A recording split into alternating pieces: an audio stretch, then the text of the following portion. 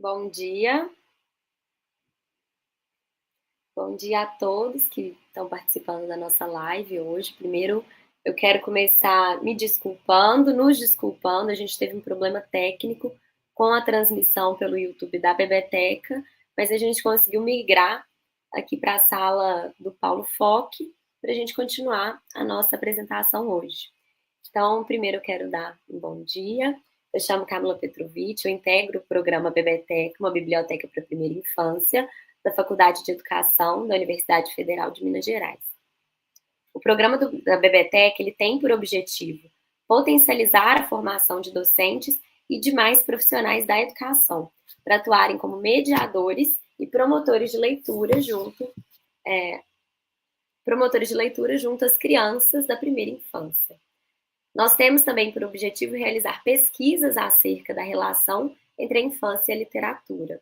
Somos um grupo composto por pesquisadoras, estudantes de graduação, de pós-graduação, que integram o grupo Leitura e Escrita na Primeira Infância, o LEP, que é coordenado pela professora Mônica Corrêa Batista, que é a mediadora do encontro de hoje. A Mônica é coordenadora do LEP e é professora na Faculdade de Educação da UFMG.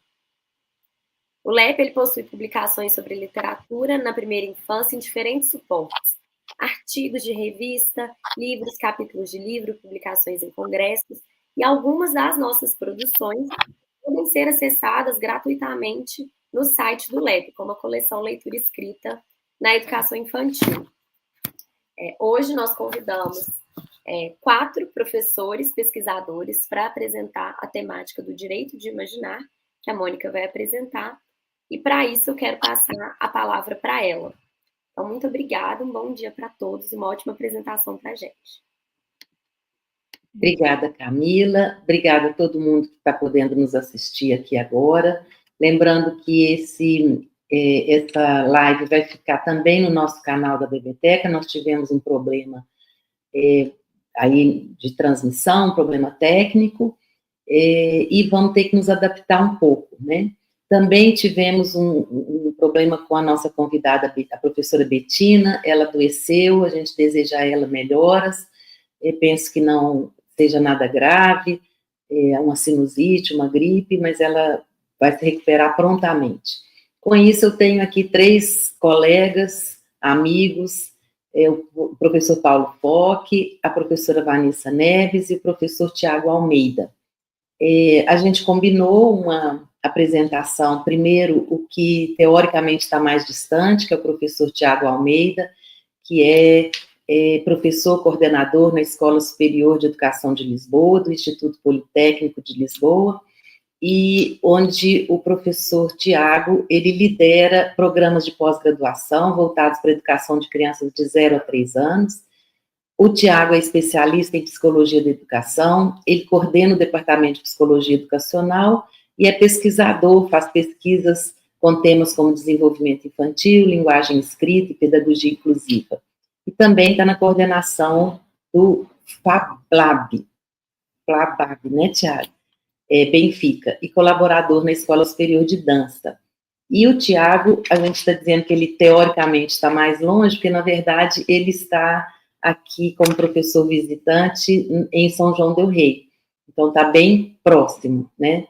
E a gente queria muito que ele viesse presencialmente, mas nós não tivemos condições de organizar essa vinda, mas foi muito bom que ele topou estar aqui conosco hoje. Eu já agradeço, viu, Tiago, em nome aí de toda a equipe da Bebeteca, esse nosso encontro, né? Depois do Tiago vai falar o professor Paulo Foque, que também é um grande companheiro aí nas nossas aventuras da Bebeteca, do LEP, né? Estivemos juntos, Paulo e eu, em várias outras atividades, e acho que quase todos, se não todos que estão aqui hoje e que estarão nos acompanhando depois, conhecem a trajetória do Paulo. Ele é pedagogo, mestre em educação pela Universidade Federal do Rio Grande do Sul, ele fez o doutorado na USP e tem uma experiência muito grande como professor, iniciou essa experiência com crianças pequenas, né, Paulo? Foi professor de crianças pequenas e hoje ele é professor e coordenador do curso de pedagogia lá da Unicinos. e o Paulo fundou o Observatório da Cultura Infantil, que é o OBCI, que é também, para nós, uma referência, né, nessas discussões da inovação pedagógica no Brasil, e que tem uma influência grande ali nos estudos e na prática ali de Reggio Emília, que também é um guia para a gente pensar a nossa realidade a partir dessa experiência e construir novas experiências aí a partir desses conhecimentos, né, ali de Reggio Emília, mas com as nossas especificidades.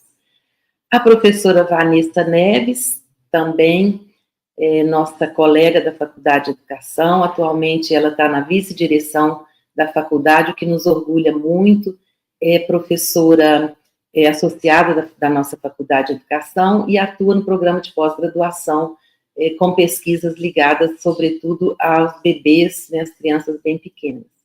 E é também uma parceira de longa data das atividades da Biblioteca, integra o grupo Leitura e Escrita na Primeira Infância, e o Enlacei, que é o grupo que ela é líder e coordena. E queria dizer para vocês, eu já fui apresentando todo mundo, para que vocês relembrem, né, porque já conhecem essas pessoas, e também para contar para vocês que a gente, como eu disse, já tem muitos tempos que trabalhamos juntos, o Tiago, no meu caso, mais recentemente, o Tiago participou de live também, promovida pela Unifesp, né, ligado ao programa Leitura e Escrita na Educação Infantil. A gente se conheceu lá e fizemos uma disciplina juntos, um seminário, né, de 15 horas no PPGE da UFMG, e daí retomamos e começamos uma parceria que eu acho que vai ser de longa data, de vida mais longa. O nome da disciplina foi Leitura e Escrita na Educação Infantil, Criação, Metáforas e Imaginação.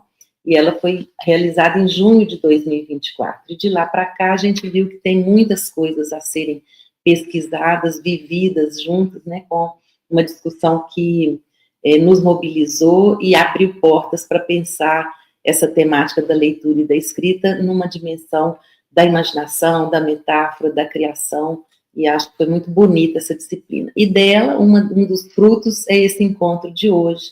Uma pena que a Betina não possa estar, né, mas ela vai, com certeza, estar em outras aventuras, em outros momentos. Então, vamos lá, porque a gente já teve esse atraso, né, de quase meia hora.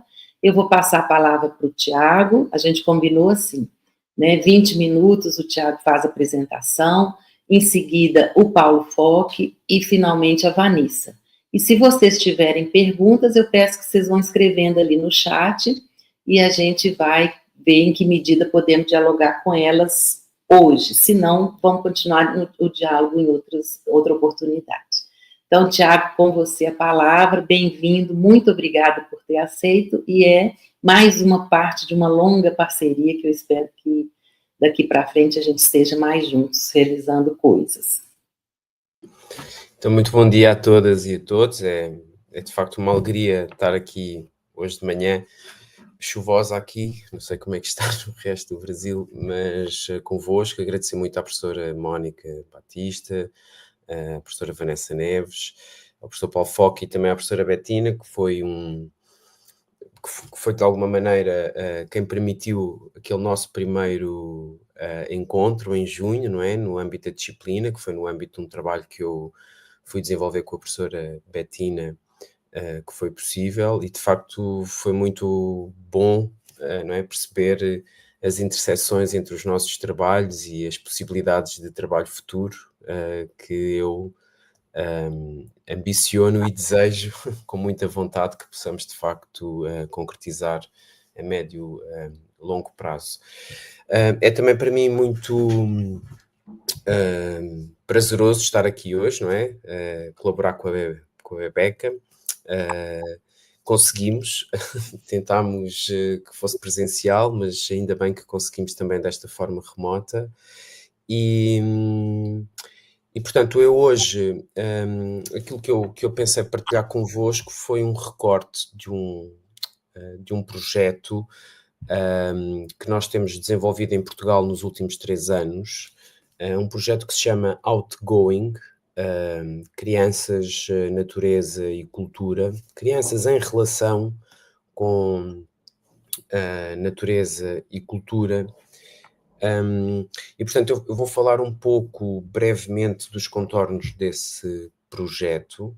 É um projeto que conta com vários professores do ensino superior e com educadoras de infância, ou como vocês chamariam aqui, professores de educação infantil, que trabalhamos há 3 anos sobre a forma de uma comunidade prática. É um projeto que é coordenado pela professora Assunção Folco, da Universidade de Évora. Pelo menos ela foi a iniciadora do projeto. E conta com professores da Universidade de Évora, ela própria, a professora Catarina, professores de Setúbal, do Politécnico de Setúbal, a Universidade Politécnica de Setúbal, a professora Elizabeth e a professora Ana Pires, e de Lisboa, comigo próprio. E o objetivo desse projeto foi, e depois também professores da Universidade Nova, que a professora Mariana Valente e a professora Maria, cujo apelido agora Ilhéu, Maria Ilhéu. E o objetivo desse projeto foi, de alguma maneira, trazer para a prática da educação infantil, através da discussão nestas comunidades de prática, que funcionavam numa primeira fase quase semanalmente, depois espaçadamente, e agora nós reunimos de mês a mês e temos encontros presenciais. Os encontros acontecem remotamente, temos encontros presenciais mais ou menos um por trimestre. E o objetivo deste projeto foi trazer para a prática das professoras de educação infantil dois construtos teóricos, se nós quisermos pensar. Um deles era a ideia de cartografia infantil e de deriva, que, não entrando em grandes questões teóricas, tinha o pressuposto de convidar as crianças a saírem para o exterior, e nesse movimento de estarem no exterior, um exterior que é a sua comunidade, elas poderem derivar, ou seja, caminhar livremente pelo seu espaço, pelo seu território, registando os seus movimentos, mapeando esses movimentos, e identificando, enquanto faziam esse mapeamento, zonas de interesse ou descobertas que fizessem. Eu já vos vou mostrar aqui um exemplo do que nós fizemos. O outro construto teórico que nós procurámos trazer para a prática foi um construto desenvolvido por Gotha e que a professora Mariana Valente e a professora Maria Ilhéu incorporaram na sua prática e de alguma maneira têm procurado desenvolver enquanto uma forma ética de estar na relação com o mundo, é o empirismo delicado.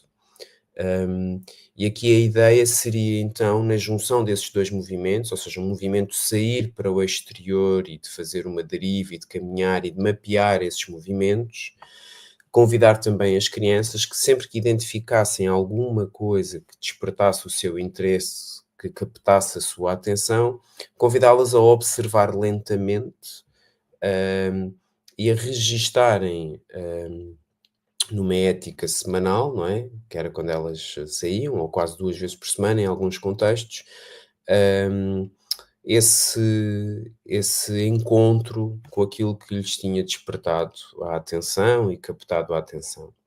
Todos esses registros, que nos primeiros 2 anos, maioritariamente, nós procurámos que fossem fotográficos e videográficos, portanto, registros que as crianças e os adultos faziam nestas saídas sobre a forma de fotografias e sobre a forma de vídeos, eram depois utilizadas na sala para a construção nesta primeira fase, maioritariamente, de projetos. Portanto, trabalhar muito com metodologia de trabalho de projetos. Porquê é que vos trago, então, este ano esta experiência? porque é uma experiência que tem essa relação com a prática, não é? Que é desenvolvida pelas professoras de educação infantil e, portanto, isso é um aspecto interessante, mas porque este ano a decisão da equipa foi o desenvolvimento de mini-histórias construídas com as crianças a partir das suas fotografias. Portanto, a ideia seria, então, que neste movimento de cartografia e de deriva, para além de registarem e mapearem os seus gestos pela comunidade, o que permite um aumento do conhecimento do território, do que existe, de pessoas, de animais, de elementos da natureza, foi também interessante perceber esse potencial de recontar a experiência, produzindo uma história que nós vamos publicar em livro, a soma das várias mini-histórias, com estes registros fotográficos e os desenhos das crianças, e que visa precisamente um entendimento do mundo e a criação de um mundo possível, ou de um mundo que lhes pareça que às vezes funcione. E, portanto, é isso que eu agora irei aqui partilhar. É uma história que foi desenvolvida pelo grupo por 2 grupos de crianças, que são os grupos de crianças da educadora Vanessa Ken e da educadora Isabel Martins. São crianças que tinham entre 3 e 6 anos de idade. Obviamente que depois a construção da história teve o apoio das educadoras de infância, da educadora Vanessa e da educadora Isabel Martins, e contou também com a colaboração de 3 colegas, neste caso com a minha colaboração, com a colaboração da professora Elizabeth, que foi até quem esteve mais perto nesta fase em concreto da redação desta história, eu penso, e com a história com a colaboração da professora Ana Luísa Pires. Assim que o livro estiver publicado, eu penso que ele será publicado em forma física, mas estamos a tentar que exista uma versão e-book.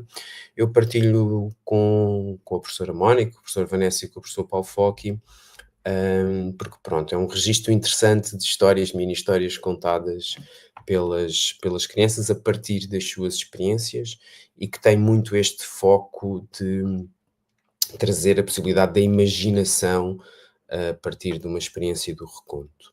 Eu vou tentar apresentar aqui então, eu acho que vou conseguir. Exatamente.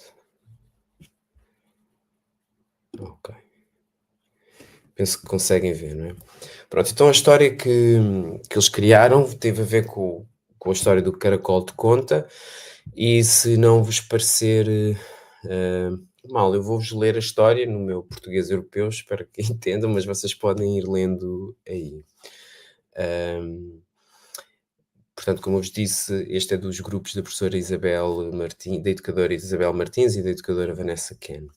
Caracol de Conta. Muitos caracóis sobem, sobem, sobem.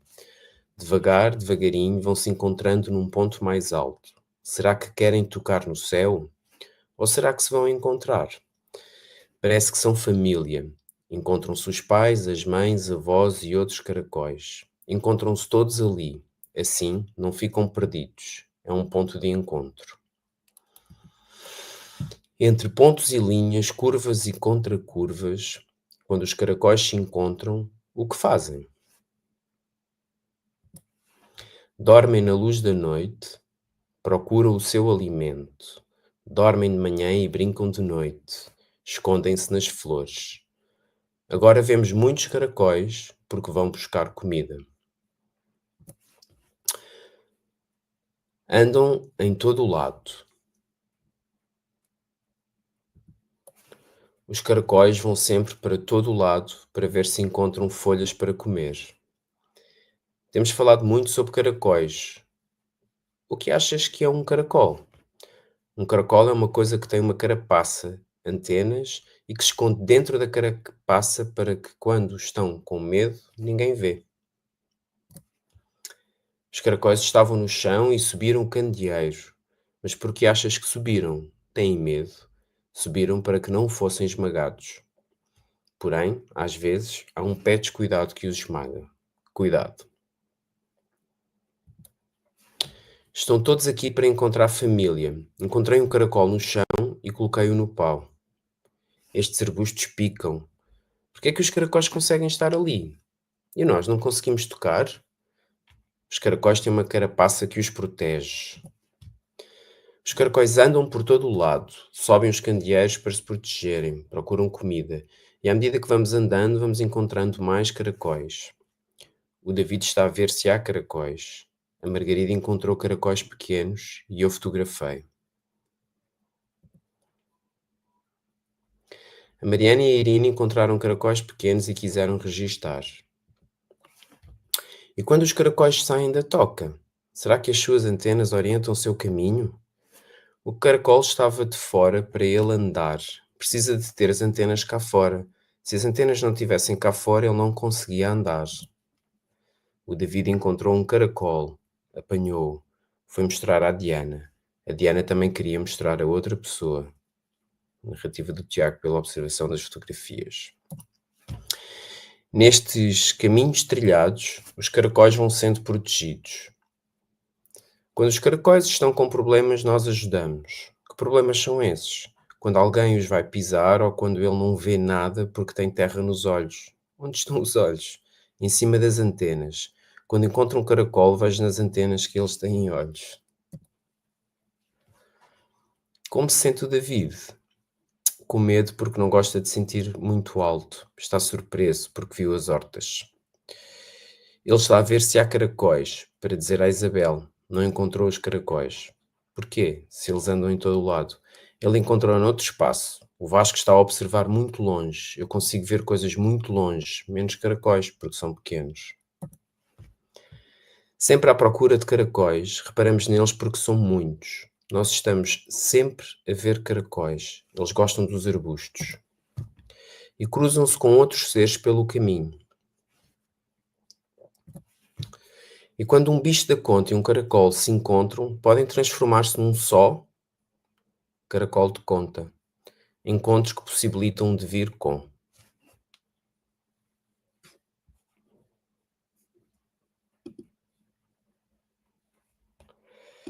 Então, pronto, quis partilhar esta história. O livro vai ter cerca de 20 e poucas mini-histórias. Esta história é uma mini-história que eu gosto particularmente porque tem dois elementos muito interessantes. Tem um elemento do registro direto, do registro direto do que foi acontecendo ao longo das saídas e dos registros fotográficos, portanto tem o registro desses verbetes que foram contando, tem uma parte de trabalho de sala e de conversa em sala que resulta do revisitar desses registros, e portanto tudo o que vocês viram em itálico são coisas ditas pelas crianças, ou em diálogo direto ou em recontar, e tem um aspecto interessante que nós experimentámos, e aqui mérito das educadoras, da educadora Vanessa e da educadora Isabel, que foi mostrar todas as fotografias que as crianças escolheram incluir na mini-história e pedir ao Tiago que narrasse essa sequência e com isso ir complementando a história enquanto houvesse um narrador, que é uma própria criança, a revisitar essas histórias.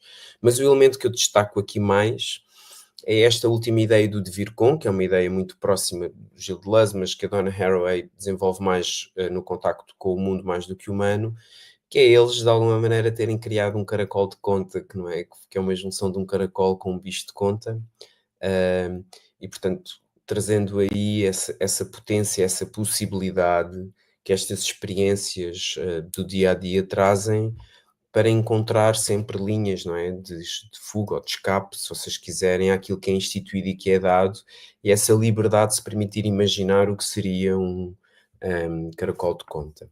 Portanto, a ideia era nós termos aqui uma pequena partilha, penso eu, de experiências de trabalho que desenvolvemos com as educadoras de infância. Queria-vos deixar aqui este pequeno registro, não é, que resulta deste projeto que nós já temos há 3 anos. Se houver alguma questão, por favor, depois podem colocar no chat ou podemos ir falando a partir daqui. Muito obrigado. Imagina, Tiago, nós é que agradecemos.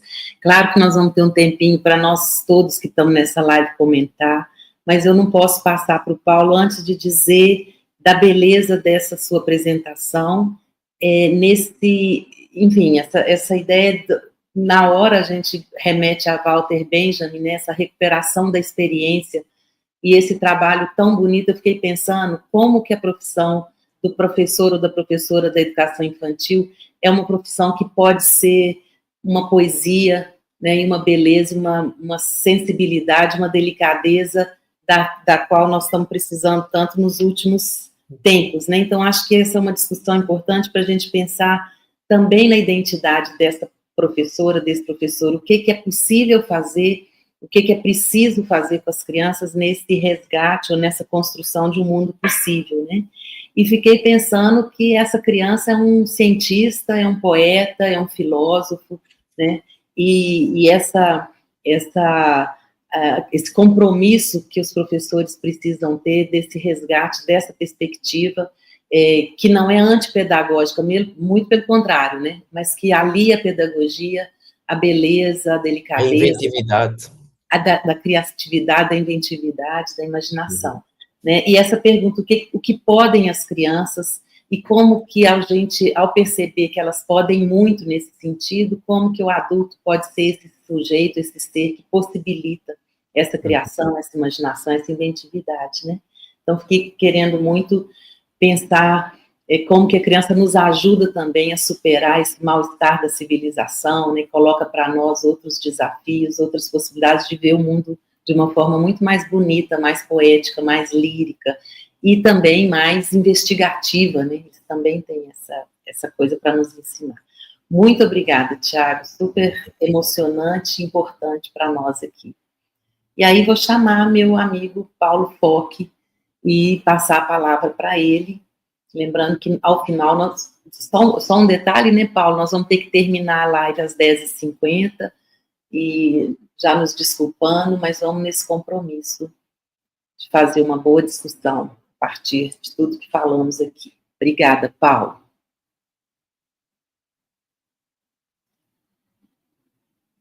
Tem um sonzinho aí? Ops, obrigado, Mônica. Desculpa, é que eu estou cuidando de muito botão que eu não tinha acordado preparado para isso. Você não salvou, Paulo, fica aí só esse registro. Mas enfim, eu vou falar aqui um pouco para vocês do que eu estava pensando. Eu estava notando, depois do Tiago, dessa linda apresentação, de poder olhar, escutar e ver o ponto de vista das crianças sobre o mundo, e essa capacidade incrível de conseguir fabular nesse mundo pouco convidativo à fabulação, e enfim, estava aqui bastante concentrado ainda, tomando nota da fala do Tiago. A minha conversa com vocês é, primeiro, dizer que é uma alegria muito grande estar aqui com Mônica, Vanessa, Tiago, a Camila, que está nos bastidores, as 100 pessoas que estão nos assistindo, e a Betina, que era para estar aqui com a gente, mas não pôde, que vem se desdobrando, né? São ecos de uma conversa que começa em um dado momento, nessa intersecção que nos conecta a todos aqui, de estar atento às crianças, olhar para as crianças e se desdobrar, pensar como é que a gente faz uma escola que honre esse modo peculiar, interessante das crianças estarem no mundo, e vai por diferentes pontos de vista, por diferentes, inclusive, quadros teóricos, nos colocando em pontos de encontros muito muito bonitos. Eu pensei a minha fala, eu não sei se vai dar tempo, mas eu elenquei 4 pontos que me ajudam a pensar sobre a pergunta, sobre esse convite que a nossa live de hoje traz, que é o direito a imaginar.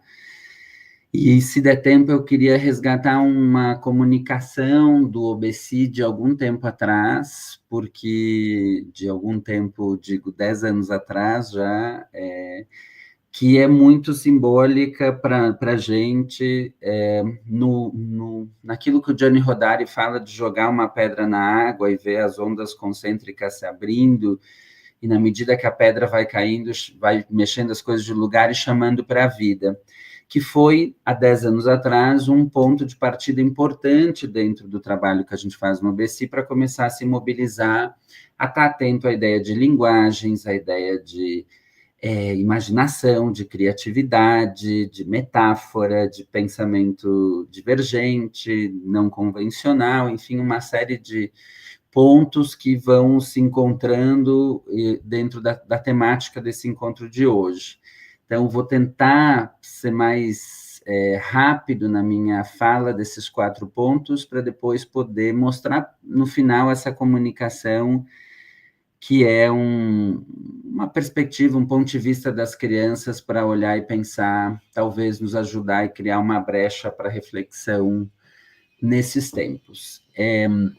O primeiro ponto que eu elenquei para falar, dos meus 4 pontos, é um pouco fazer uma reflexão que não é só da ordem, não é só do ponto de vista das crianças, mas é a nossa mesmo, inclusive como professores, que temos um papel muito importante no que diz respeito a criar as oportunidades educativas para as crianças, mas também como modo de existência. Ontem eu fui numa mostra, né, numa exposição da Stella Barbieri, que se chama Pausa, que está aqui no Sesc 14 Bis, em São Paulo, e saí muito mobilizado, porque exatamente a Estelinha vai problematizar essa ideia do excesso e nos convidando à pausa, ouvindo histórias em pequenos refúgios de beleza. Essa é a minha leitura. Ontem, inclusive, escrevi para ela pensando sobre isso. E voltei muito tocado, esbocei essas ideias que eu quero falar hoje.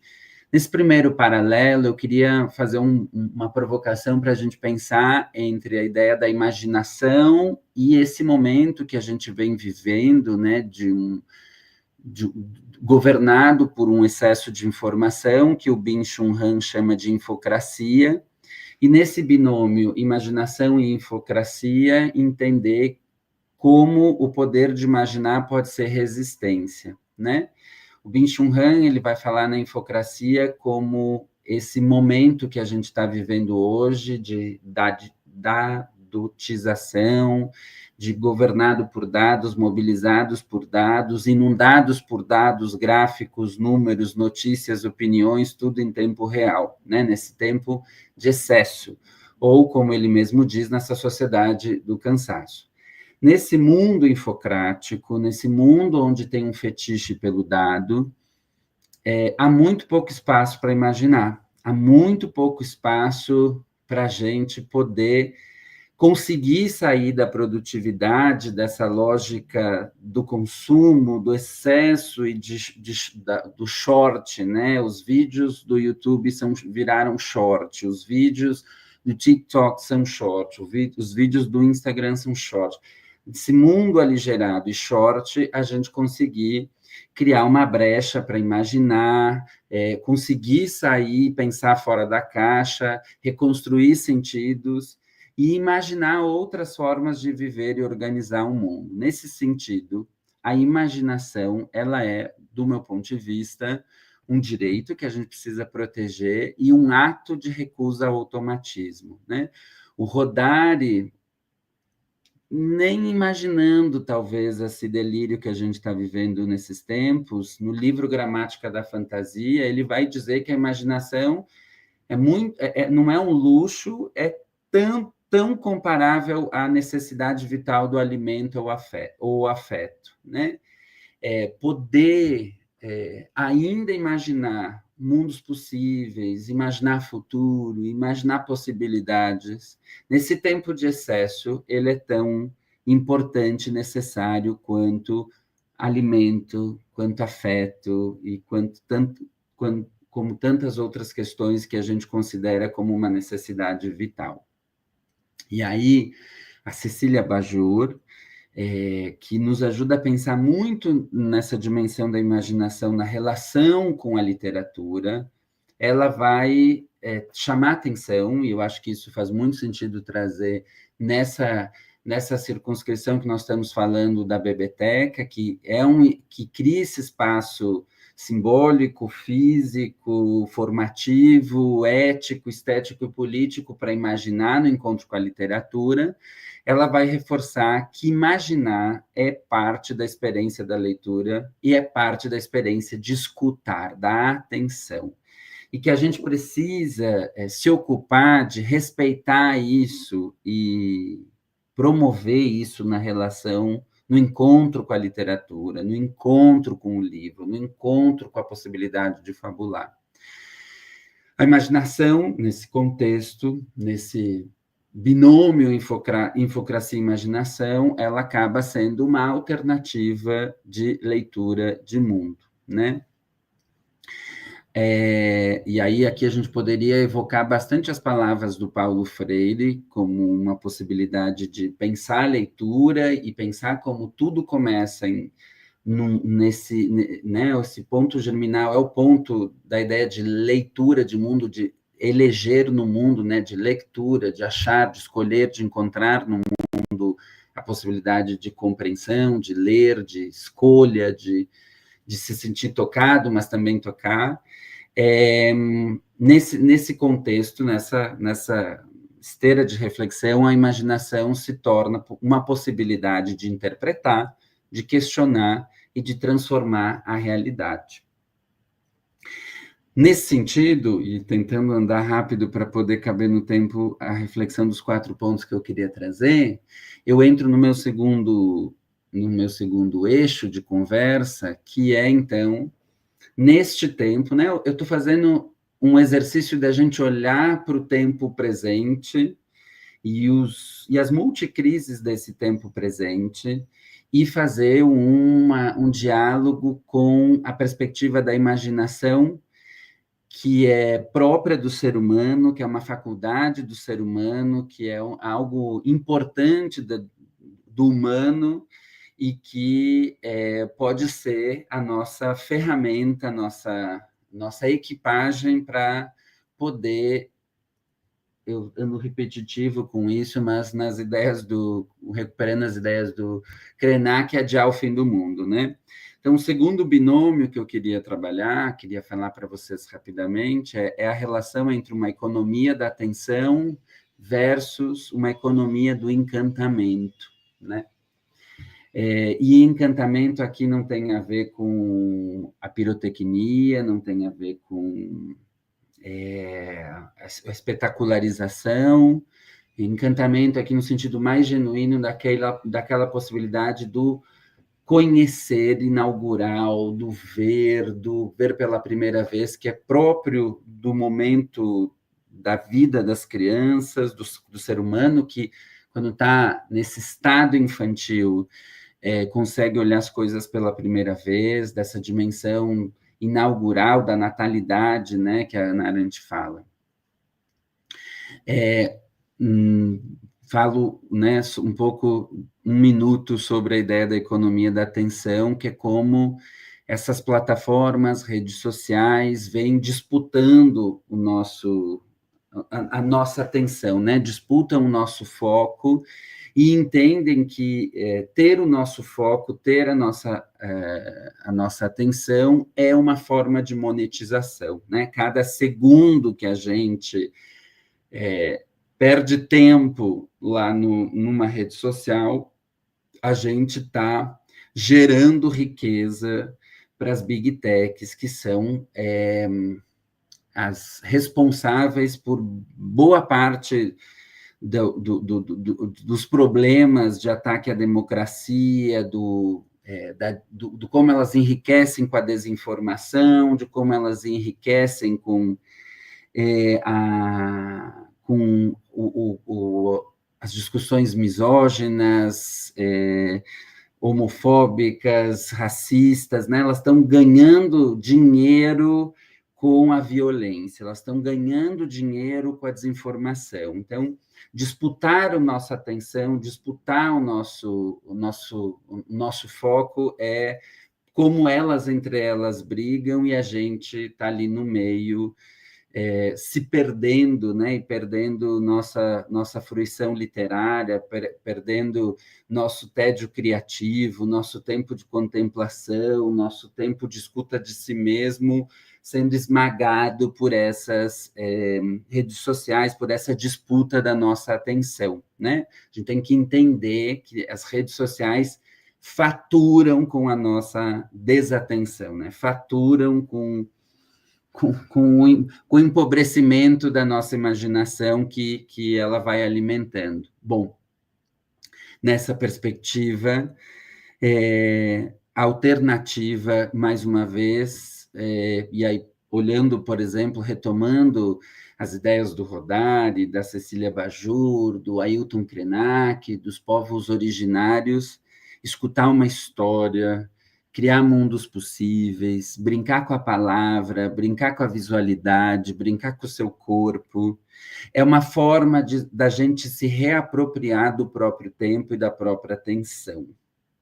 As crianças, em geral, ainda estão muito dispostas elas estão ainda apropriadíssimas do seu tempo e da sua atenção, aquelas que não foram colocadas, expostas a esse mundo horroroso de roubo de atenção que a gente vem vivendo na vida adulta e, sobretudo, os adolescentes nesse contemporâneo que a gente está vivendo, né? Garantir, proteger, permitir que as crianças, né, possam ainda viver o seu tempo de assombro, como o Malaguzzi falava, né? Esse tempo novidadeiro, portador do inédito, que olha para as coisas, que se encanta com as coisas, que tem esse tempo do encantamento, que tem esse tempo da eureka, né, do heurístico, com as coisas, com as palavras, com o som, com os ritmos, né? Olhar um bebê descobrindo um objeto talvez dos estados, uma das ações formativas mais importantes deste tempo, que é conseguir perceber isso, né? Conseguir perceber essa possibilidade, inclusive da imaginação como um ato coletivo, não só a imaginação como ato individual, né? Que ela não é não se dá no isolamento, ela se dá nesse lugar que o Rodari falava também da colaboração criativa, na construção de histórias em grupos, nas histórias silenciosas que os bebês vão fazendo entre eles com os objetos, e um começa a compor e o outro vai compondo, né? Isso é um estado que a gente precisa entender como muito importante, sério, de proteger dentro da escola, como resposta e como antídoto a esse tempo infocrático, da aceleração, da economia da atenção, dos excessos, esse estado de presença que as crianças vivem individualmente e coletivamente, no encontro com a literatura, no encontro com a brincadeira, como um espaço, né, relacional de construção de sentido. É nesse espaço que a gente tem a possibilidade de abrir caminhos inesperados, de pensar de forma não linear, aonde errar, inclusive, que não tá ali nessa dimensão julgadora entre erro e acerto, vira uma possibilidade, um caminho fértil, né? Um caminho próprio de um processo que é criativo, que é imaginativo, que fabula, que inventa, né? Que não são sinônimos todas essas palavras, mas que vai protegendo aquilo que os estudos vêm mostrando, que a relação temporal com as redes sociais vem queimando, né, o nosso cérebro, o brincar, o encontrar literatura, o fabular sozinho, fabular com os outros, com as coisas, vai protegendo a gente e podendo ter uma equipagem, uma reserva criativa para poder olhar e se relacionar com o mundo. Eu estou muito atrasado e vou rapidamente ir fechando aqui. Entro no meu terceiro eixo, que então é o excesso de estímulo e o empobrecimento simbólico. A gente, bom, muitos autores da pedagogia da infância nos ajudam a compreender o como há um empobrecimento simbólico no excesso, né?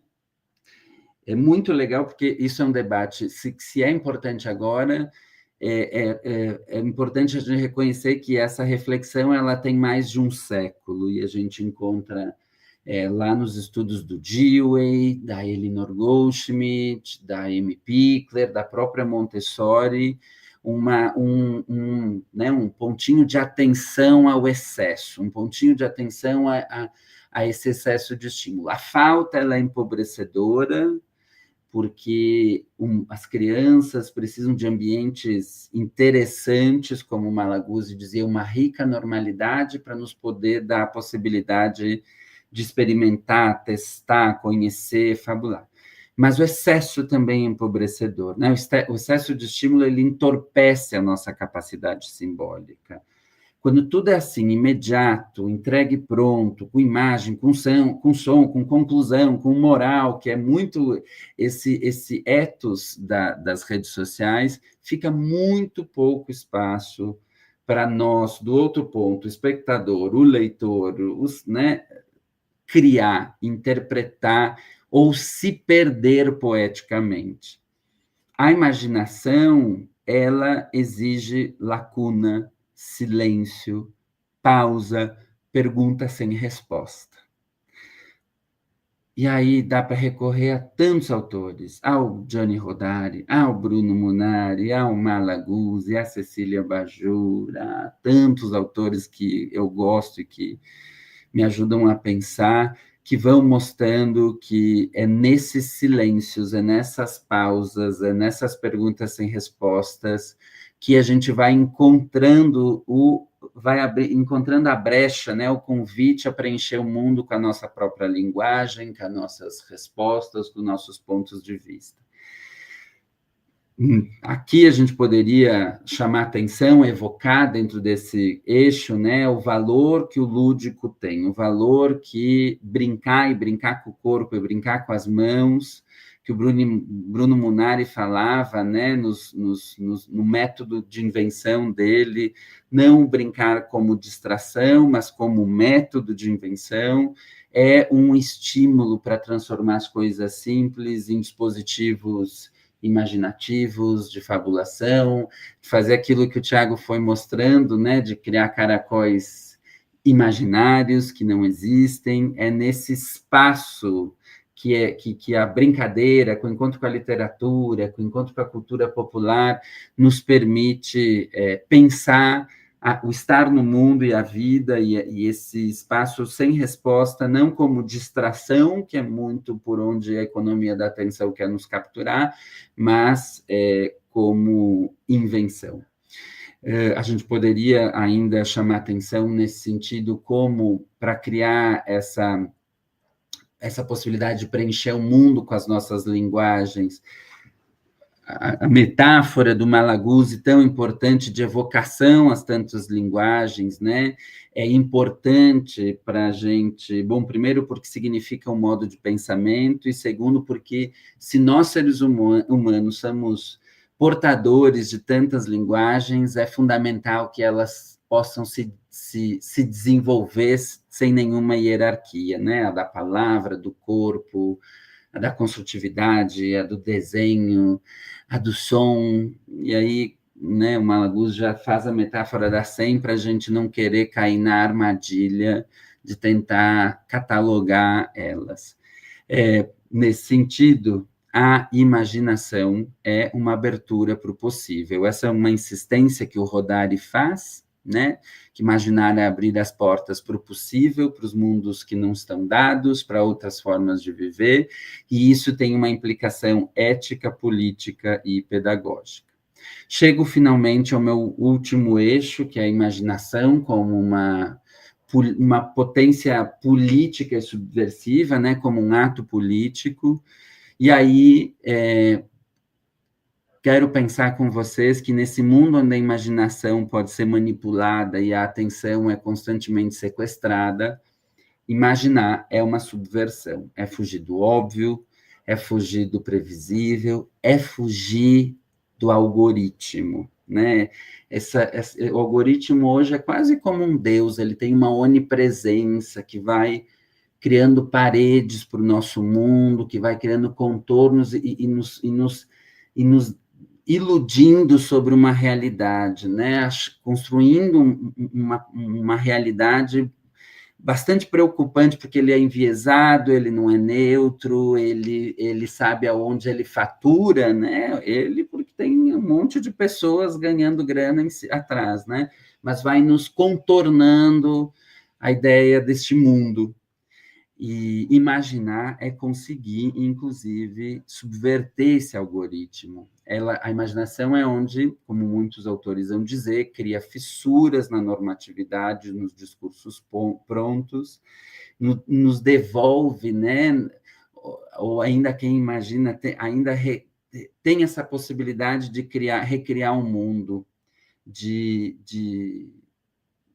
viver esse direito que é de todos, mas, sobretudo, das crianças, de, como dizia o Brunner, imaginar novos mundos possíveis. E aí, nesse sentido, a gente pode pensar no valor que o encontro com a literatura tem para experimentar outros pontos de vista, como a leitura literária nos oferece esse espaço de deslocamento e transformação, de escutar, como a própria Cecília Bajur e tantos outros autores nos chamam a atenção, como um ato, e o Malaguzzi, como o próprio Malaguzzi reconhece, né, aprendeu com o Paulo Freire, escutar como esse ato de reconhecimento da subjetividade das crianças, da potência criadora desse encontro com o outro e desse outro que não é um espelho meu, né, e, sobretudo, como isso pode ser uma resistência ao pragmatismo, à normatividade, ao produtivismo, né?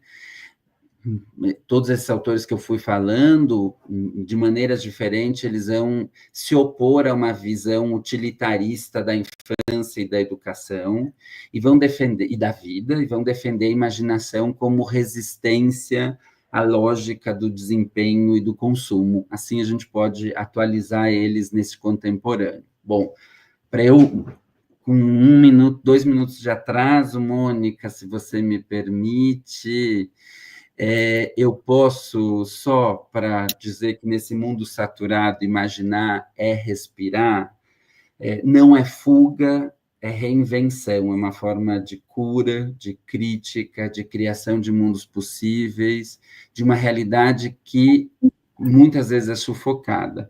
Você me dá 1 minuto para eu mostrar a comunicação das crianças, Mônica?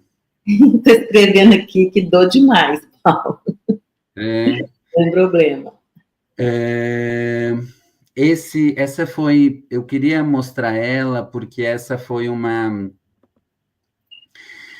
comunicação que a gente fez de um processo investigativo lá em 2015, muito bonito, com as professoras de pré-escola, onde a gente estava se perguntando, né, sobre... Ah, meu Deus, não estou achando ele, talvez não vou conseguir. Sobre olhar para as crianças numa diversidade de linguagens, né? E aí a gente fez uma investigação gráfica com as crianças e foi uma investigação gráfica tão bonita, porque a síntese das diferentes escolas que estavam participando naquele momento resultou nesse folheto que a gente chamou Com Olhos de Criança. Elas estavam numa investigação sobre o olho e o olhar, né? Começou com uma investigação da figura humana, graficamente, e que foi se desdobrando para o que, né, é aqui um excerto disso que a gente resolveu contar, mas que tem, para mim, esse exemplar desse estado de presença, de atenção ao mundo e de fabular mundos possíveis, assim, a partir do ponto de vista das crianças. Então, vou ler para vocês as teorias das crianças sobre os olhos e o olhar. O Davi vai dizer, essa parte que eu estou pintando é a parte que segura os cílios. Essa coisa que faz chorar parece um cérebro pequenininho. O Eduardo diz, o olho fica preto e com medo no escuro. O Mateus, fiz um olho esquisito com muitos pelos malucos. O Daniel diz, tem bastante pelinho aqui embaixo e pouco aqui em cima. A Sofia, eu tenho cílios enormes e lindos, meu pai que disse. A Luísa, acho que tripa é o apelido, veia é o nome. O Lourenço diz, acho que ficou mais parecido com o olho da minha mãe. O Pedro fala, prof, tem sangue no olho. Olha aqui, o sangue do olho só existe quando ele está doente. Eu não estou doente, tá vendo? Ó, tá tudo branco e não tem sangue. Agora eu vou desenhar o olho da minha avó. Tem sangue no olho dela. O Pedro diz, se a gente não tivesse 2 olhos, a gente não ia enxergar as coisas grandes. E para fechar, e aí eu já agradeço a alegria de estar aqui com todos vocês, eu quero terminar com a fala do Felipe, que diz, quando eu chorei, eu consegui ver meu olho e também tinha um caminho onde desce o pingo do choro. As lágrimas são pequenininhas, aí elas passam no caminho, se encontram, se juntam e ficam grandes.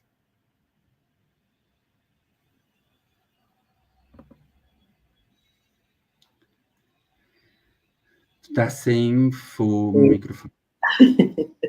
Só o tempo do controle motor do cérebro. Paulo, super obrigada. A gente teria 1000 coisas para comentar da sua fala, e as pessoas estão escrevendo coisas muito incríveis lá no chat.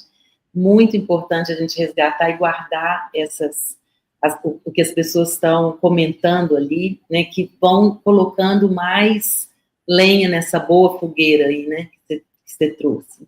Mas eu queria só dizer, assim, algumas coisas que fui pescando, por exemplo, Clécio falando da importância do silêncio, né, e enfim, todas essas dicas, eu vou chamar de dicas, para a gente pensar nesse momento tão importante de resistência, né, nós estamos falando aqui de uma contracultura, ou seja, como que a infância nos abre caminhos para a gente se opor, para a gente resistir, né, como que essas crianças podem nos ensinar desde que a gente permita, né, desde que a gente se permita ouvir, né, pensar a partir desse olhar, dessa lógica da infância, que ainda é essa lógica que pode ser protegida, né, contra tudo isso que estamos dizendo, né, do apressamento, da rapidez, da velocidade absurda, do pouco detalhe, né, e mais enfim, do que está na superfície, né? Então, silêncio,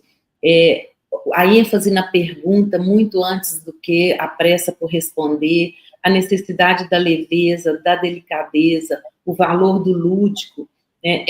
Resgatando a apresentação do Tiago, quer dizer, deixar-se perder, né? Ir à deriva. Eu acho que isso tudo, trazendo aqui a brasa para a nossa sardinha, né, seria de que maneira as professoras podem ser esse agente, né, possibilitador, e como que a literatura é um grande aliado, né, uma grande aliada para a gente pensar nesse direito de imaginar. Né? Então, eu diria que esse ato político que você fala da insubordinação, que a gente precisa aprender com esse sujeito que está chegando ao mundo, né, e que é um sujeito político, né, e que nós precisamos ter essa delicadeza. E fico pensando o tanto que é importante e difícil ser professora dessa primeira infância. Acho que essa é uma das questões que também trouxe ali na fala do Tiago, assim, a gente precisa constituir uma identidade própria dessa professora, e a nossa formação, a rapidez do mundo, tudo isso que você levantou, que eu não vou repetir, leva a gente para a distopia, vamos dizer, para o lado contrário disso, né? Então, esse lugar onde a gente não pode caminhar, porque, ao contrário da utopia, aquilo que nos guia, né, a distopia nos afasta do que a gente precisaria se permitir. E eu achei que essa fala da Juliana Bernardes, a infância confirmando-se a condição que resiste ao empobrecimento da experiência. Acho que era uma coisa que eu pesquei lá, que é bem sintetiza, né, um pouco do que estamos falando. E a Cirlane também, que disse, como a fala de Tiago e Paulo nos ajuda a pensar o caminho para fugir do óbvio, da manipulação, e possibilitar nas fissuras a imaginação, o direito de sonhar outros mundos através da literatura. Tem falas incríveis, mas eu achei que essas sintetizavam o que eu queria dizer. E que traz a gente também para pensar que a ideia é de fugir disso tudo que estamos dizendo, e daí tem a ver também com a Camila, que está nos ajudando aqui, por que uma sociedade autoritária, autocrática, tem tanto medo da imaginação, tanto medo da literatura, e quer tanto e persegue tanto o controle, né? Então, uma literatura que não possibilite sonhar, se isso ainda é literatura. Então, são temas para a gente discutir. Muito obrigada, Paulo. Eu vou chamar a nossa amiga Vanessa, e acho que não vamos ter tempo para perguntas, porque Paulo e todos nós marcamos aqui que 10h50 a gente precisa terminar. Vanessa, passo a palavra para você. Super obrigado por você estar aqui conosco. Eu que agradeço, Mônica, Paulo, Tiago, a possibilidade da gente estar conversando aqui hoje e podermos pensar um pouco mais, imaginarmos um pouco mais, subvertermos um pouco esse mundo que a gente está vivendo. Eu vou pedir o Paulo para fazer a gentileza de passar. Eu vou apresentar um pouco a discussão da imaginação nessa relação com a ação e com a criação, a partir da análise de um evento de nossa pesquisa, um evento que a gente denominou Não é uma Caixa. Esse trabalho foi feito em colaboração com a professora Helenice Silva, da Universidade Estadual da Bahia, e com a professora Jaqueline Gonçalves, da Universidade Estadual de Minas Gerais. Se você puder passar, por favor, Paulo. Esse trabalho está inserido no programa de pesquisa maior, que é coordenado por mim e pela professora Maria de Fátima Gomes, com agradecimentos especiais e também com uma equipe de pesquisadoras maravilhosa, a quem a gente sempre agradece. Pode passar. O objetivo desse programa de pesquisa é compreender o processo de desenvolvimento cultural dos bebês em um contexto educativo. Para tanto, a gente investiga diversas dimensões desse processo, e aqui nós iremos focalizar a brincadeira e a imaginação. O material empírico no qual nosso programa está assentado foi construído numa Escola Municipal de Educação Infantil de Belo Horizonte, cujo pseudônimo é Emei Tupi. Realizamos observação participante 2 a 3 vezes por semana, ao longo de 3 anos, de 2017, 18 e 19. Por meio de filmagens, nós temos um banco de aproximadamente 900 horas, realizamos diversas anotações de campo, entrevistas com famílias e professoras. E os participantes, no início do estudo, em 2017, eram 12 bebês e suas professoras, e ao longo dos anos eles foram crescendo e se desenvolvendo, e é um pouco esse processo que a gente vai trazer aqui, a partir da discussão da imaginação, da criação e da ação. E a gente traz aqui essa referência, o Paulo já falou um tanto sobre a questão da literatura, a relação que ela tem com a imaginação, Tiago também trouxe isso em sua fala, e eu estou trazendo aqui apenas um pequeno extrato desse livro. Não é uma Caixa, cujo personagem principal brinca com uma caixa de papelão e não é uma caixa. Essa caixa se transforma em carro de corrida, em foguete, em robô. E o que tudo isso possibilita a esse coelho, a esse processo de criação, de ação, de criação, de imaginação. Pode passar, por favor. E aí o evento que a gente vai focalizar dentro desse contexto, desse programa de pesquisa, dessas 900 horas de filmagem, é um evento que nós denominamos Não é uma Caixa, em referência a esse livro que eu acabei de mostrar, em que 2 meninas, Simone, a criança negra, e Larissa, a criança que está de blusa amarela, elas brincam com uma caixa de papelão. Em uma tarde quente de fevereiro de 2019, já no nosso terceiro ano de pesquisa, a professora brinca com essas crianças na roda, faz uma brincadeira de caixa surpresa, um saco surpresa com umas bolinhas de papel, brinca de jogar essas bolinhas dentro de uma caixa de papelão com a turma toda em uma atividade coletiva, e em seguida ela entrega essas caixas para a turma. Várias caixas, 10, 15 caixas são disponibilizadas para as crianças. E a Simone e Larissa, elas vão para um canto da sala e começam a brincar. E nessa brincadeira, elas desenvolvem algumas dimensões que eu gostaria de ressaltar. A primeira delas, elas constroem uma narrativa de cuidado. Elas começam a uma dar banho na outra e se denominar de mamãe e filha em determinados momentos da brincadeira. A Larissa é a mãe, em determinados momentos da brincadeira, Simone é a mãe, uma cuidando uma da outra. Pode passar, por favor. Nesse quadro, a gente resume um pouco os 20 minutos de brincadeira e os processos de significação que foram construídos ao longo do tempo.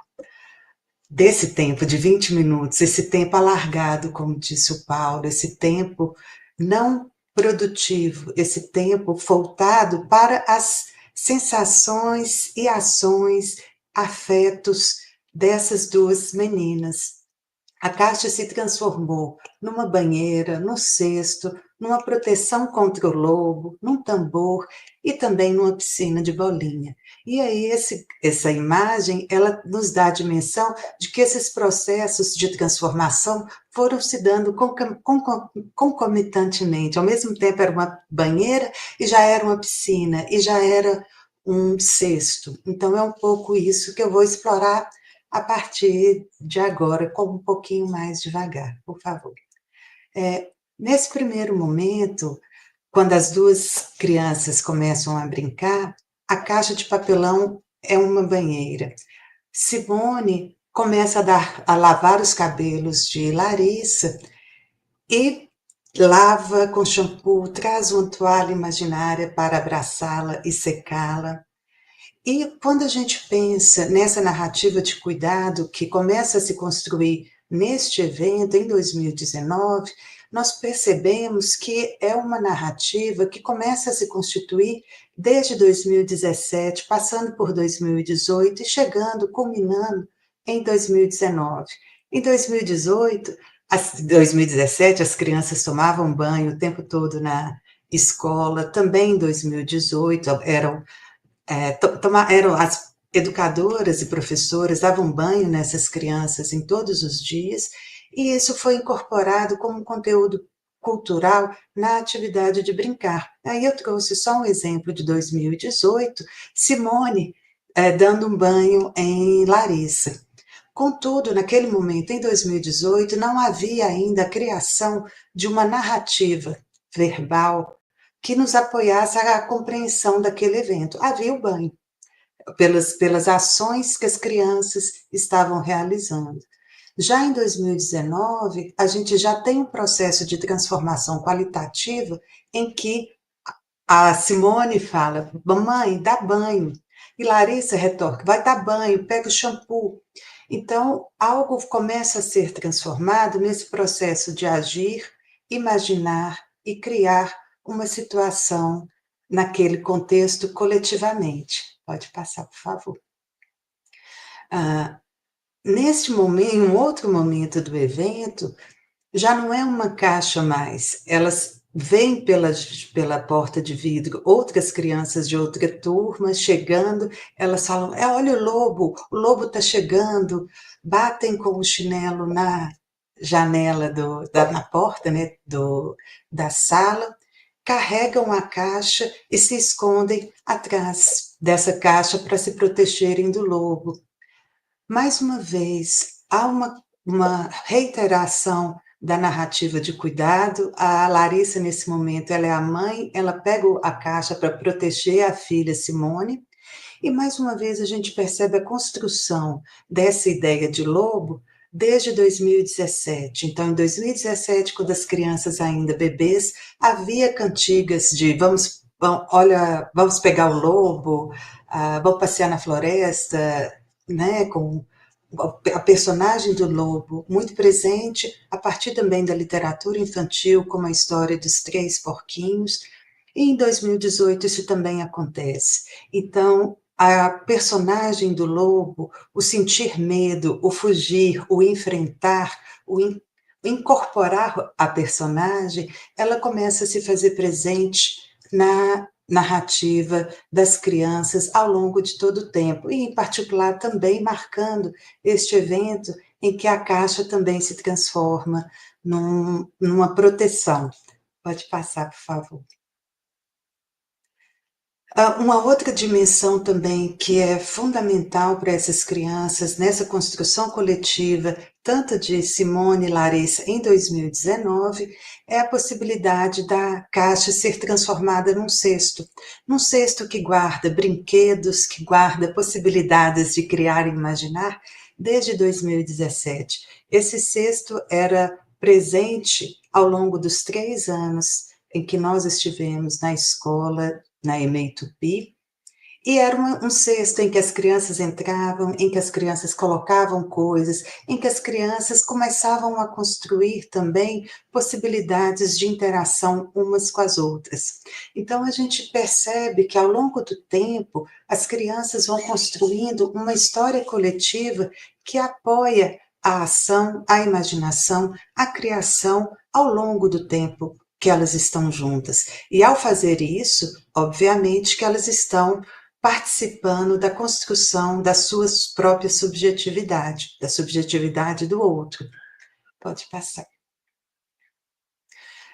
O tambor também, nesse mesmo sentido, em determinado momento da brincadeira, a caixa é virada e as crianças começam a bater as mãos, fazendo barulhos como um tambor, e o tambor também como um instrumento musical presente na instituição, desde 2017, também em 2018, em vários momentos, com uma bandinha, em que as crianças estavam cantando cantigas de roda, brincando, produzindo sons, e isso também é recuperado pela memória, pelos afetos, pela cognição, pelas formas de compreensão que as crianças foram construindo ao longo do tempo, coletivamente, naquele contexto em que havia essas possibilidades.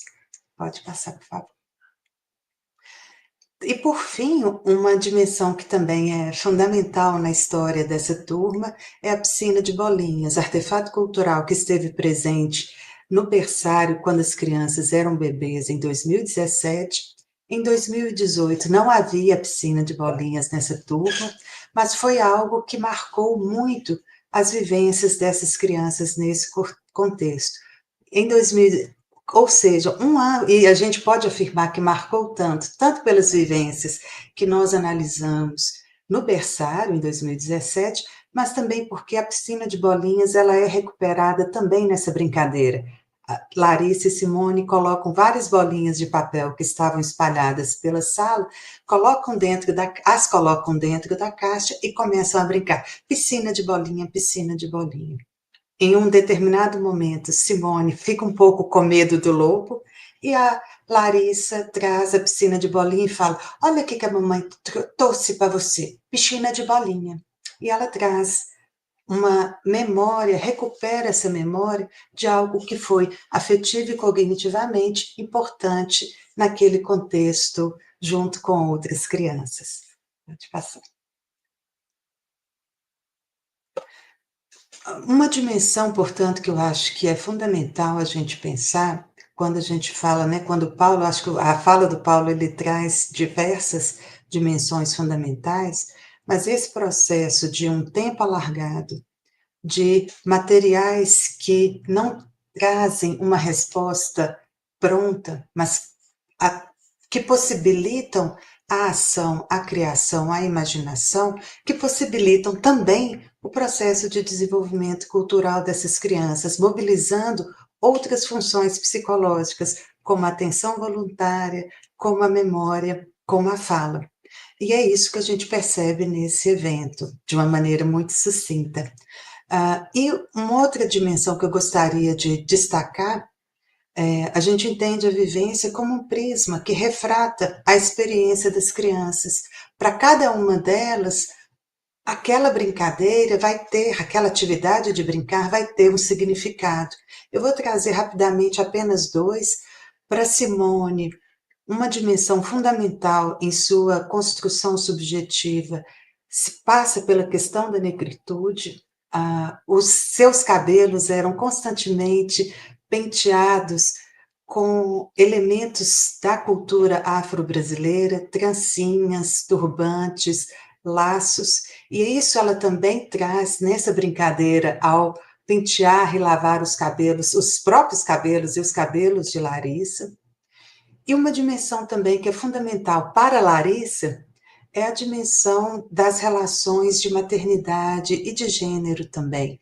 A sua mãe era cabeleireira e profissional, e tinha um salão, então a dimensão de pentear os cabelos, lavar os cabelos, trazer shampoo, estava presente também para Larissa, mas nesta relação mais próxima com sua mãe, com uma mulher que estava criando as duas filhas sozinha. O pai não estava presente nessa família.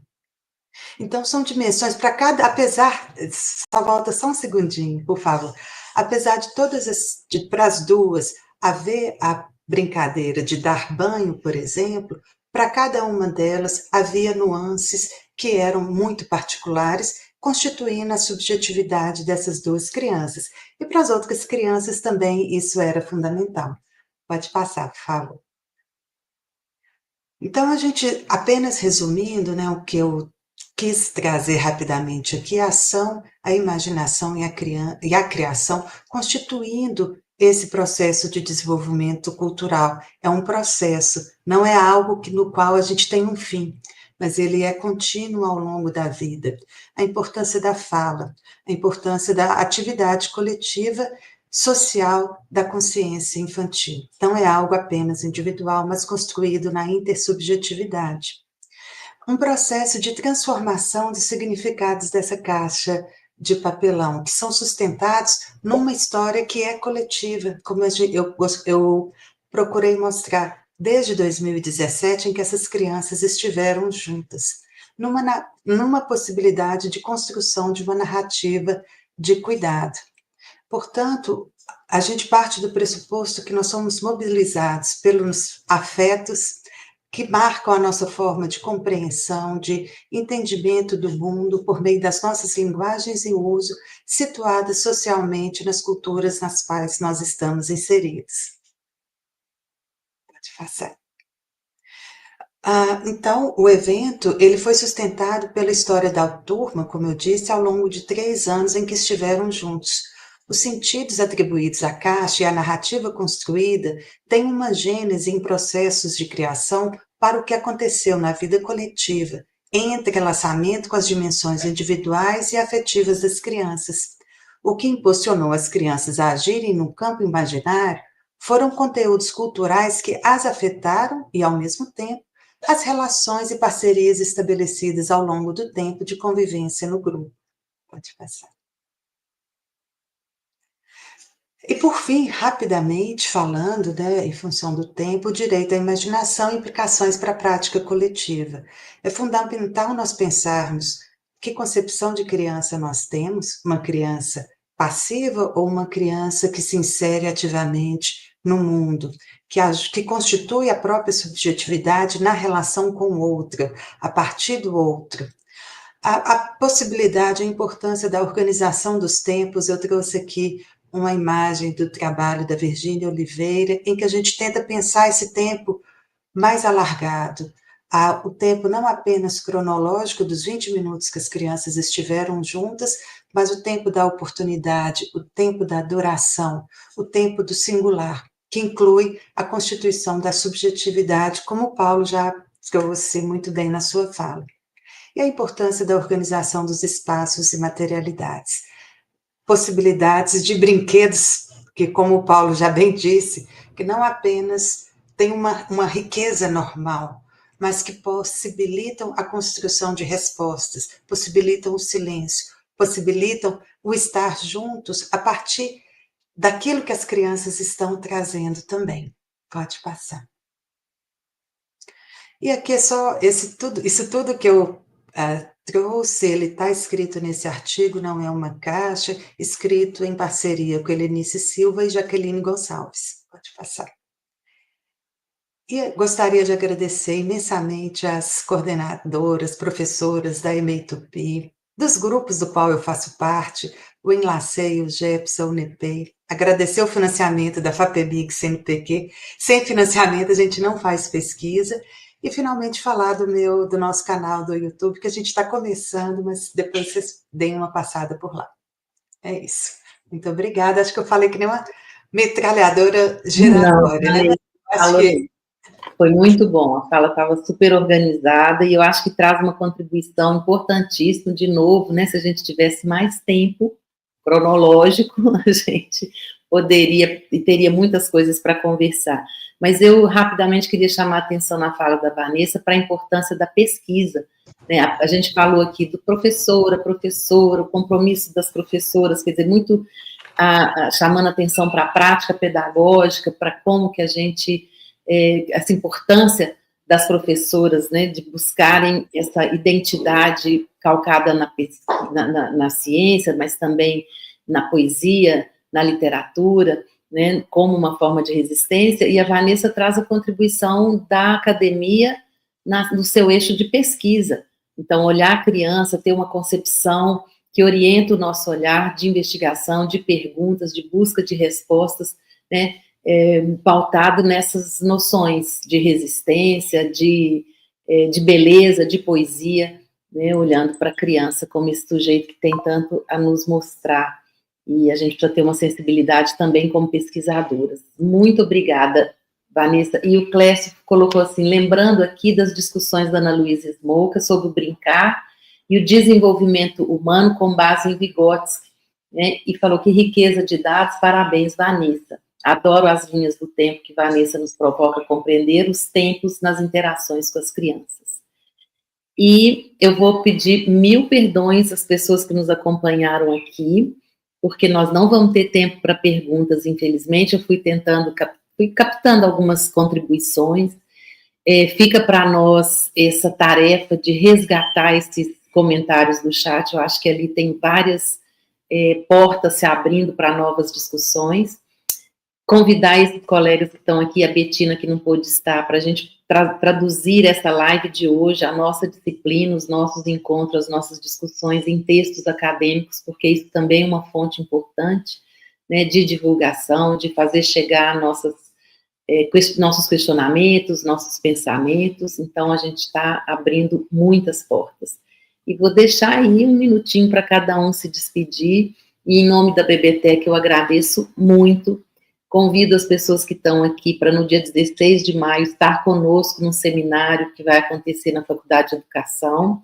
É o seminário do Leitura e Escrita na Educação Infantil e de inauguração da Casa da Infância. Então, também queria convidar vocês a acessarem nosso Instagram, @Casa da Infância, que é um espaço para fazer acontecer isso aqui que aconteceu hoje muitas vezes, né, ao longo de muitos anos, tomara.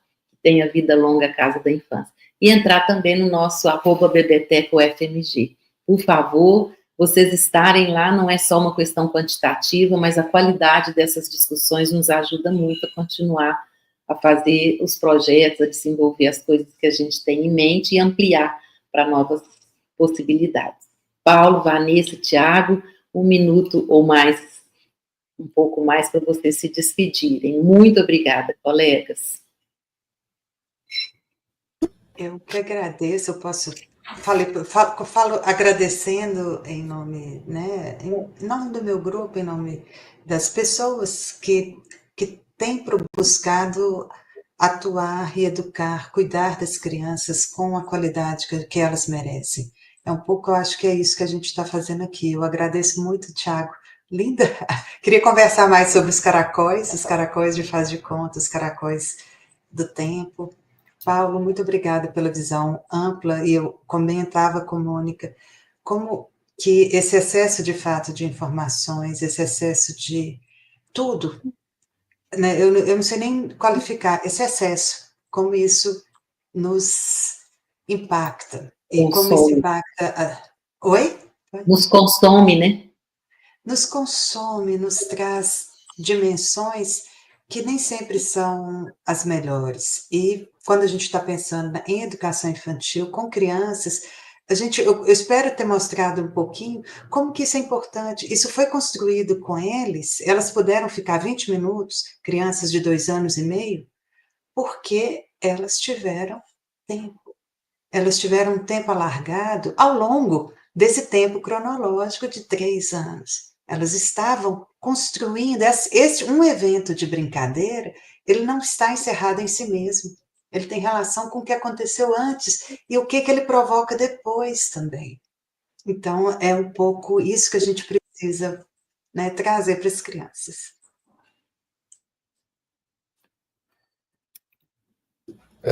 Posso ir? Eu queria também reforçar o agradecimento, não é, de estar aqui convosco, professora Mónica, professora Vanessa e o professor Paulo, foi um gosto. E fiquei a pensar, não é, ao ouvir-vos que talvez assim, uma coisa que nos une a todos, não é, pelo menos nestas falas, tem a ver com este movimento de devolver devolver as linguagens, usando um pouco a ideia que o Paulo estava a trazer, as linguagens às crianças, não é? No sentido delas poderem ser produtoras dessas linguagens, mas também um convite a uma atenção, a uma lentidão, a uma atenção por parte do olhar do educador, mas também uma atenção por parte das crianças, ou seja, um outro tempo, um tempo mais lento. E pensando no desafio que a Mónica lançou, não é? No fim da minha fala, de facto, o que eu tenho sentido é que as educadoras ou as professoras de educação infantil, juntamente com as crianças, elas trazem uma potência tão grande à pesquisa, que vai para além da pesquisa, porque às vezes nós vamos lá e capturamos momentos e elas, estando lá todos os dias, têm uma possibilidade criadora, imaginativa, de construção de mundos com as crianças que é muito interessante. Eu percebi pelo chat que vocês sofrem do mesmo flagelo que nós, que são os livros didáticos na educação infantil, que é uma praga que parecem cogumelos né, a proliferarem já desde os 3 anos. Com um uso muito escolarizante. Pronto. Portanto, eu queria agradecer mais uma vez a oportunidade, espero que nós possamos voltar a estar juntos em breve e a construir coisas. Tenho pena de não estar na Casa da Infância no dia 23, porque eu, em primeiro lugar, gostava muito de estar aí convosco e, em segundo lugar, adoro o Aline Bay e, portanto, seria assim uma dupla felicidade, mas pronto, desejo-vos a maior das felicidades. Eu vou agradecer a todo mundo, dizer que é sempre uma alegria estar junto com vocês, Mônica, Vanessa, Tiago, com o pessoal da Biblioteca, do Leei, que eu gosto muito, estou sempre um pouquinho junto, então foi um presente, apesar dos sufocos tecnológicos, a gente contornou e conseguiu fazer esse encontro para ser a pedra no pântano, para mais conversa, para mexer as coisas de lugar e chamar a atenção de como é importante imaginar e proteger a imaginação. Então, obrigado a vocês três por essa alegria de estar junto de novo e a todo mundo que esteve com a gente aí, que foi um grupo grande. É isso, gente. Uma boa semana para todo mundo, com muita imaginação, criatividade, que a gente possa resistir, né? Eu acho que a palavra é essa, gratidão, e vamos juntos, que tem muita coisa boa para a gente fazer. As crianças podem nos ajudar muito nessas tarefas aí pela frente. Prazerão, muito obrigada.